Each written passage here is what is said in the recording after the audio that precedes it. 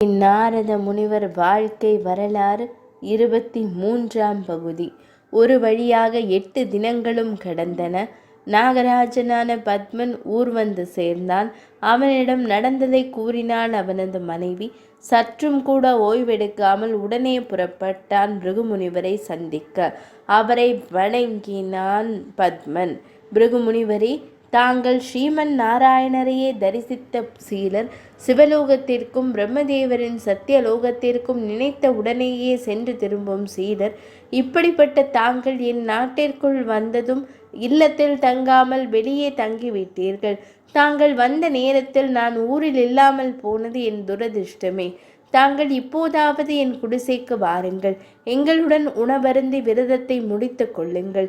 தொடர்ந்து 8 தினங்கள் அன்னபானமின்றி தாங்கள் உபவாசம் இருக்க வேண்டியதன் அவசியம் என்னவென நான் தெரிந்து கொள்ளலாமா என்று வணக்கத்துடன் கேட்டான் பத்மன்.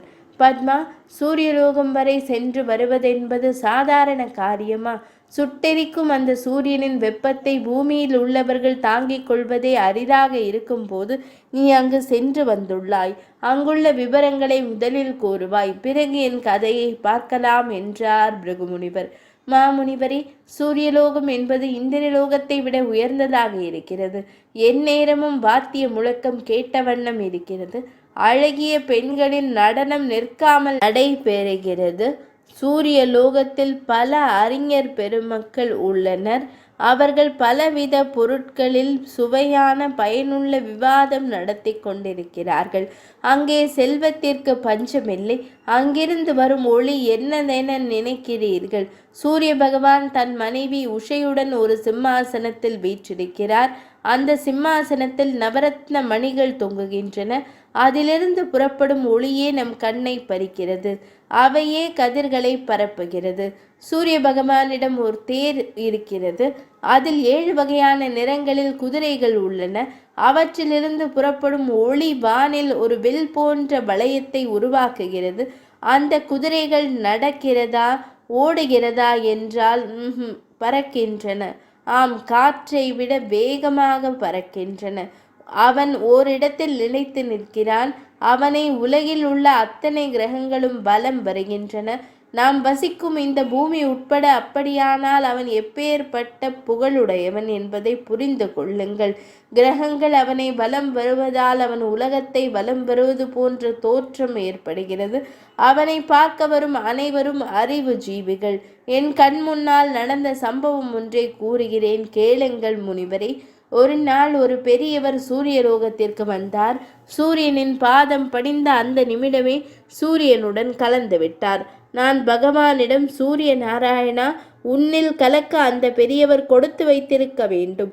உன்னோடு ஐக்கியமாக என்ன தகுதி வேண்டும் என்றேன். அவன் என்னிடம், நாகலோகத்தின் நாயகனே, இப்போது என்னை வந்து அடைந்த பெரியவர் பூலோகத்தில் இருந்து வந்தார். அவர் கல்வி கேள்விகளில் சிறந்தவர், ஒழுக்க சீலர். இந்திராதி தேவர்கள் கூட ஒழுக்கம் தவறிய வரலாற்றை கேட்டிருப்பாய். இவனோ விருப்பங்களை களைந்தவன், வெறுப்புகளை துறந்தவன், எந்த நிலையிலும் மனம் தளராதவன், ஆசைகளை துறந்தவன். இப்படிப்பட்ட குணநலமுடையவன் யார் ஒருவன் எந்த உலகில் இருந்தாலும் என்னோடு கலந்து விடுவான். அவனுக்கு மீண்டும் பிறவி இல்லை என்றான் சூரியதேவன். இப்படி பத்மன் கூறிய கதையை கேட்டு கொண்டிருந்த பிருகுமுனிவர், பத்மா, நிறுத்து நிறுத்து. நான் வந்த வேலை முடிந்து விட்டது. இந்த உலகத்தில் நான் தான் தர்ம பிரபு. விருந்தினர்களை வரவேற்பதில் உயர்ந்தவன் என்றெல்லாம் நினைத்து கொண்டிருந்தேன். என் உறவினர்களும் நண்பர்களும் என் விருந்தோம்பலை பாராட்ட வேண்டும் என்ற சுயநலம் அதில் கலந்திருந்தது. சூரியலோகத்தில் நடந்த அந்த சம்பவத்தை கேட்ட பிறகு விருப்பு வெறுப்பற்ற முறையில் சேவை செய்வது ஒரு மனிதனின் கடமை என்பதை புரிந்து கொண்டேன். நாரத முனிவர் தான் உன்னிடம் என்னை அனுப்பி வைத்தார். உன்னிடம் சென்றால் என் சந்தேகங்களுக்கு தக்க பதில் கிடைக்கும் என்றார். தாம் எனக்காகவே சூரியலோகம் சென்று வந்தது போல் உள்ளது என்றவர் பத்மனிடம் விடைபெற்று திரும்பினார். பார்த்தாயா தேவேந்திரா, உன் ஆட்சியை பிடிக்க பலரும் போட்டியிடுவதாக நீ கூறுகிறாய். இந்த ஆட்சி, அதிகாரம் என்பவையெல்லாம் தற்காலிக சுகங்களே. இதில் சுகத்தை விட துக்கமும் ஆட்சி போய்விடுமோ என்ற பயமும் தான் அதிகமாக இருக்கிறது. எனவே நீ உனக்கு வரும் துன்பங்களை ஒரு பொருட்டாக கருதாதே. ஆசைகளை துறந்துவிட்டால் ஆட்சியை பற்றிய கவலை வராது. இந்த ஆட்சி போனால் போகட்டும் என விட்டுவிடு. பகவானை மனதில் நினை. உன் சுகத்தில் எந்த குறைவும் வராது என ஆசியளித்தார் நாரத முனிவர். தேவேந்திரனும் மனம் தெளிந்தான். நாரத முனிவர் அவனிடம் விடை பெற்று மந்தேகம் என்ற தீவின் வழியாக தன் இருப்பிடம் திரும்பிக் கொண்டிருந்தார். வானத்தில் சூரியன் உக்கிரமாக எரிந்து கொண்டிருந்தான். வழக்கத்தை விட இது என்ன கொடிய வெயில்!